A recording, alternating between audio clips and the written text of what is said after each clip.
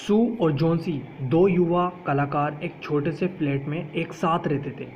Flat एक पुराने घर की तीसरी मंजिल पर था।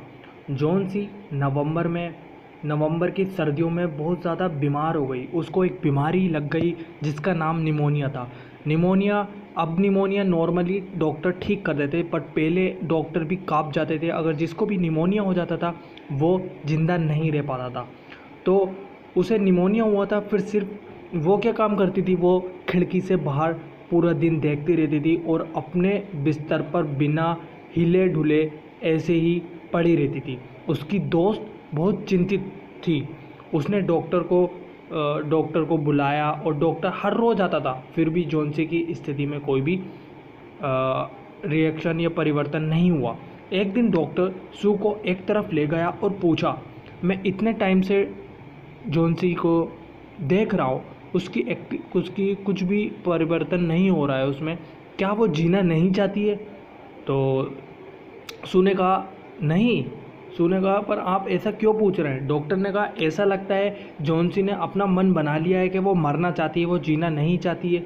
और ऐसा करने से जो मेडिसिन्स होती हैं, जो साइंस, क्योंकि मैं भी साइंस बैकग्राउंड से हूँ, तो जो मेडिसिन्स होती हैं उसके काम करने की जो एक्टिविटी होती है वो ख़त्म हो जाती है। दवाई भी असर करना बंद कर देती है।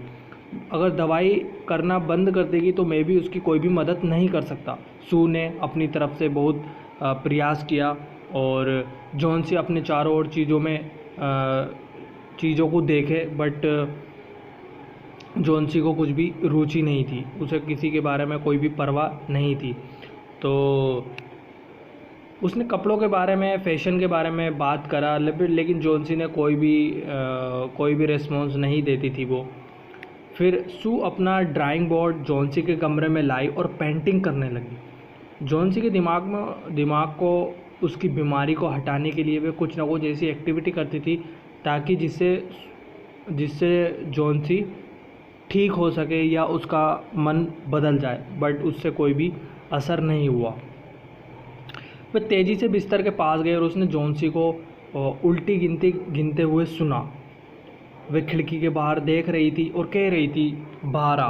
कुछ देर बाद वे 11, फिर 10, फिर 9, फिर 8, फिर सू ने कहा, खिड़की के बाहर देखा। उसने देखा कि एक बेल, जो अंगूर की बेल थी, पत्ती गिन रही थी जिस पर सारी पत्तियां गिर चुकी थी, बट 7 पत्तियां रह चुकी थी, तो वो उन्हीं को गिर रही थी। फिर सू आई और पूछने लगी जॉन्सी से कि क्या हुआ, ये 7, 8, 9 ये आप क्यों गिन रही हो इसको? तो उसने जवाब दिया, ये 7 पत्ती रह चुकी हैं और मैं मरने वाली हूँ। अगर ये 7 पत्तियाँ गिर जाएंगी तो मैं इसके बाद मर जाऊँगी। अब वे तेज़ी से गिर गई। अब 3 दिन पहले लगभग 100 पत्तियाँ थी, अब सिर्फ 5 बची हैं। सू ने कहा, ये पतझड़ का मौसम है और पत्तियाँ तो गिरेंगी ही, जब आखिरी पत्ती गिर जाएगी मैं मर जाऊंगी।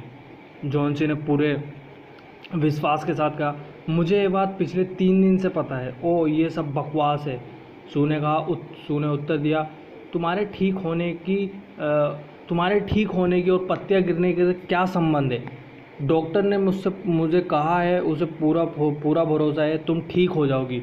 जॉन्सी ने कुछ नहीं कहा। सू गई और उसके लिए एक प्याला सूप लाई। जॉन्सी ने कहा, मुझे सूप नहीं चाहिए, मुझे भूख नहीं है। अब सिर्फ 4 पत्तियाँ बची है।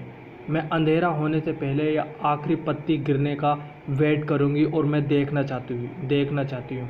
सू ने कहा, सू तुम मरना क्यों चाहती हो? तुम मरने नहीं जा रही हो। मैं पर्दा नहीं खींच सकती क्योंकि मुझे रोशनी की ज़रूरत है। मैं इस पे क्योंकि सू जो है वो पेंटिंग करना चाहती थी, वो अपने पेंटिंग करना चाहती थी। मैं इस पेंटिंग को पूरा करना चाहती हूँ ताकि हम दोनों के लिए कुछ पैसे मिल सकें। कृपया मेरी प्यारी दोस्त, जिसने जॉन्सी से प्रार्थना की, मुझे वादा करो कि जब तक मैं पेंट कर रही हूँ तुम खिड़की से बाहर नहीं देखोगी। जॉन्सी ने कहा, ठीक है, अपनी पेंटिंग जल्दी पूरा करो क्योंकि मैं आखिरी पत्ती को गिरते हुए देखना चाहती हूँ। मैं इंतज़ार करके थक चुकी हूँ, मुझे मरना ही है। मुझे फिर यहाँ से, इस दुनिया से चले जाना है। थकी हुई पत्तियों की तरफ जाने दो। सू बोली, सोने की कोशिश करो, मुझे एक बूढ़े बूढ़े मज़दूर की पेंटिंग बनानी है। मुझे उसका नाम बेरमन था। उसको बुलाया, और बेरमन वो क्या था, एक मॉडल था, बट उसकी सब मजाक बनाते थे। वो 60 साल का था, एक चित्रकार था। उसका ज़िंदगी भर का सपना था, वो मॉडल बनना चाहता था, और वो मॉडल था, बट वो ग्रेट मॉडल बनना चाहता था। तो सू ने उसे सारी चीज़ें बताई कि जॉन्सी की जो हेल्थ है वो ठीक नहीं है, उसे निमोनिया हुआ है और वो मरने वाली है। और वो पत्तियाँ, जो अंगूर की बेल की पत्तियाँ होती है, उसे गिरने देती है। जब वो गिर रही होती है तो वो सोचती है जब पत्तियाँ ख़त्म हो जाएगी तो वो भी मर जाएगी। तो जो मॉडल था, बेरमन था, उसने कहा, ये क्या बेवकूफ़ी है, ये बिल्कुल मंदबुद्धि है कि आपकी दोस्त, जिसे पता नहीं है कि पत्तियाँ गिरने थे और इसके मौत से क्या संबंध है।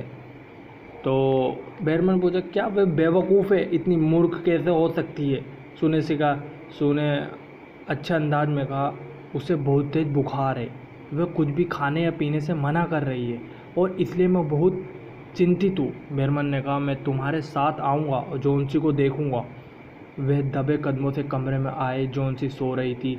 सू ने पर्दा खींचा और फिर वे एक दूसरे कमरे में चले गए। सू ने खिड़की से बाहर झाँक कर देखा, वहाँ बेल पर सिर्फ एक पत्ती थी। जॉन्सी सो रही थी। सू ने देखा, वहाँ पर एक पत्ती थी। बहुत तेज़ बारिश हो रही थी और बर्फीली ठंडी हवा बह रही थी। ऐसा लगा जैसे वे आखिरी पत्ती भी किसी भी टाइम गिर जाएगी। बेरमन ने एक शब्द भी नहीं कहा। वह अपने कमरे में वापस चला गया। जॉन्सी अगले दिन सुबह जागी। एक कमज़ोर आवाज़ में उसने सू से पर्दा हटाने के लिए कहा। सू बहुत घबराई हुई थी। उसने डरते डरते हुए पर्दा हटाया। जब पर्दा हटाया तो देखा, वह बोली, अरे देखो, अभी भी एक पत्ती बेल पर है। वह बहुत हरी और स्वस्थ लगती है। इतने तेज़ तूफान और भयानक हवा के बावजूद ये गिरी नहीं। जॉन्सी ने कहा, गिरी क्यों नहीं है? मैंने पिछली रात में हवा की आवाज़ सुनी थी। मैंने सोचा था ये गिर जाएगी। आज तो ये निश्चित ही गिर जाएगी, मतलब आज तो इसे गिरना ही गिरना है, तब मैं मर जाऊंगी। सू ने एक्साइटमेंट से कहा, नहीं, तुम नहीं मरोगी। तुम्हें अपने दोस्तों के लिए जीना होगा। अगर तुम मर जाओगी तो मेरा क्या होगा? कम से कम मेरे बारे में तो सोचो। उसने कोई भी जवाब नहीं दिया। शाम को एक और तूफान आया, पत्ती फिर भी नहीं गिरी। शाम को एक और तूफान आया, फिर भी पत्ती नहीं गिरी। जॉन्सी काफ़ी देर तक पत्ती को देखते हुए लेटी रही। फिर उसने सू को बुलाया, मैं एक बुरी लड़की साबित हुई हूँ। तुमने इतने प्यार से मेरी देखभाल की और मैंने तुम्हारे साथ बिल्कुल बुरा बर्ताव किया। मैं बहुत उदास हूँ। इस आखिरी पत्ती ने मुझे बता दिया कि मैं कितनी मूर्ख हूँ, मैं कितनी पापी हूँ। अब मैंने ये अनुभव कर लिया है कि मरने की इच्छा करना एक पाप है जिसे भगवान भी माफ़ नहीं कर सकता। सू ने जॉन्सी को गले से लगा लिया। फिर उसने कहा, सू, अब मुझे एक प्याला सूप ला दो। तो वो सूप लाए। दोपहर लाया। फिर दोपहर में डॉक्टर आया। उसने मरीज को देखने के बाद सू से कहा, जॉन्सी में अब जीने की इच्छा आ चुकी है।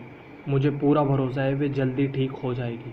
अब मैं नीचे जा रहा हूँ और एक और न्यू पेशेंट आया जिसका नाम बेरमन है। बेरमन जो कि आर्टिस्ट था, उसको देखने जा रहा हूँ। उसे भी निमोनिया हुआ है और मुझे डर है कि उसकी बचने की कोई भी संभावना नहीं है। अगली सुबह सू और जॉन्सी बिस्तर पर थे तो पता चला जो बेरमन था उसकी मौत हो गई। वे सिर्फ 2 दिन बीमार थे। पहले दिन 2 दिन बीमार थे, वो काँप रहे थे। पता चला वो बहुत काँप रहे थे, गीले थे, और उनके पास एक टॉर्च भी मिली। तूफ़ानी रात में बाहर थे। फिर उनको एक सीढ़ी और एक अभी भी जलती हुई लालटेन उनके बिस्तर पर के पास मिली। कुछ ब्रश और हरा पीला रंग भी फर्श पर सीढ़ी के पास रखे थे। प्यारी जोन्सी, सू ने कहा, खिड़की से बाहर देखो, उस बेल पर लगी पत्ती को देखो। क्या तुम्हें बिल्कुल भी कुछ ऐसा अजीब नहीं लगा कि हवा चलने पर ये पत्ती भी नहीं हिली या फड़फड़ाती क्यों नहीं? यही बेरमन का मास्टरपीस है। वो कहता था कि मैं ग्रेट आर्टिस्ट हूँ, ग्रेट पेंटर बनूंगा, और उसने ये साबित कर दिया।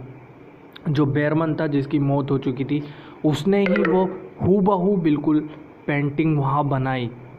पत्ती जो थी वो तभी गिर चुकी थी जब तूफ़ान आ गया था।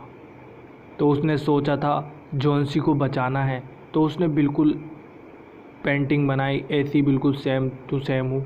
उसने साबित कर दिया था कि वो ही ग्रेट आर्टिस्ट है। आई होप स्टोरी अच्छी लगी। तो इससे हमें इस स्टोरी से काफ़ी कुछ सीखने को मिलता है। जैसे हमारा जो माइंडसेट है वो पॉजिटिवली होना चाहिए। निगेटिविटी चीज़ें बहुत सारी हमारी लाइफ में, बहुत सारी चीज़ें, सिचुएशन ऐसी आती हैं जो कि हम निगेटिव की ओर ज़्यादा देखते हैं, पॉजिटिव की साइड को छोड़ देते हैं। दूसरी चीज़, लाइफ में कुछ ऐसे सेक्रीफाइस भी होते हैं। अगर कुछ अच्छा होता है तो उसके पीछे भी कुछ ना कुछ सेक्रीफाइस भी होते हैं। I hope, thank you for listening me.